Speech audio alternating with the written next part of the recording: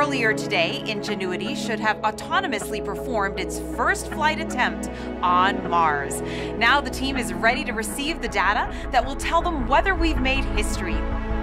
This is downlink. We are beginning to see data products. Rotor motors appear healthy. All actuators appear healthy.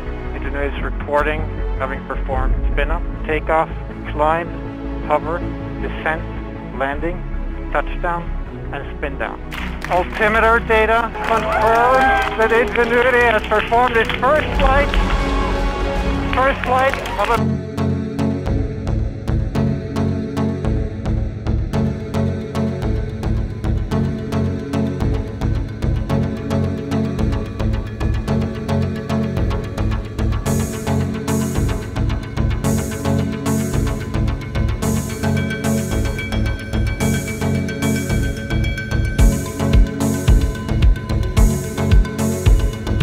flown a rotorcraft on another planet. Let's get back to work and more flights. Congratulations.